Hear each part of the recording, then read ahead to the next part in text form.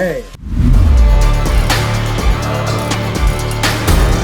और ये प्रशांत किशोर की ताकत नहीं है, ये आपकी ताकत है।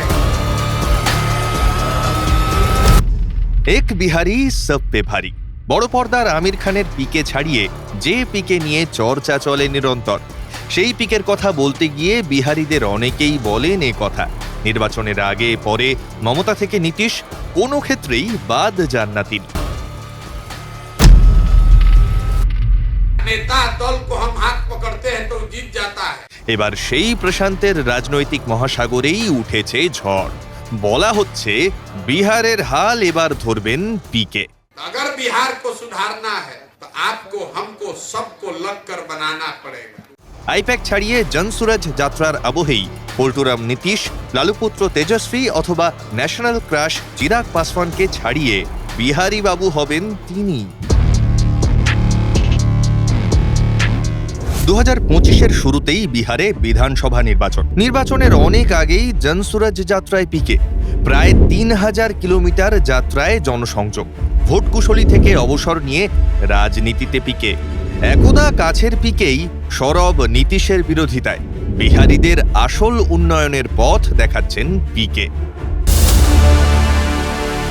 यहाँ के जनता को जगाकर उनके आशीर्वाद से जिता कर लाएंगे, तभी बिहार सुधरेगा। প্রশান্ত কিশোর বলছেন বিহারের উন্নয়নের কথা। পিকের জনসুরাজ যাত্রায় বারবার উঠে আসছে আসল উন্নতির কথাও। যদিও পিকের সঙ্গে রাহুল গান্ধীর ভারত জোড়ো ন্যায় যাত্রা মিলিয়ে দিচ্ছেন কেউ কেউ, প্রশান্তের প্রচার কৌশলে বলা হচ্ছে বিহারের কথা। মমতা থেকে অভিষেক, একদা মোদির কাছের থেকে কংগ্রেসের রাজনৈতিক অলিন্দ। কৌশলের ঘূর্ণিপাকে প্রশান্ত গুলিয়েছেন বহু কিছুই।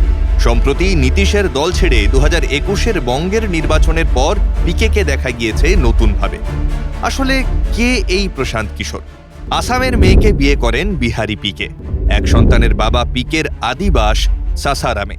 জনস্বাস্থ্যে কাজের পর যোগ ভোট কুশলী হিসেবে যৌথভাবে শুরু করেন সিএজি নামের একটি সংস্থা। গুজরাটে বিজেপির বিপুল জয় থেকে 2014 লোকসভা নির্বাচনেও বড় ভূমিকা নেন পিকে। দাবি মোদি ঝড়ের নেপথ্যে ছিলেন তিনিও। পরে বিহারের বিধানসভা নির্বাচনে কাজ, উত্তরপ্রদেশে কংগ্রেসের হয়ে ভোট কুশলী, পাঞ্জাব, অন্ধ্রপ্রদেশ, দিল্লি, বাংলার মমতা। বহু নির্বাচনে হার জিতের মধ্যেই কাজ করতে থাকেন পিকে।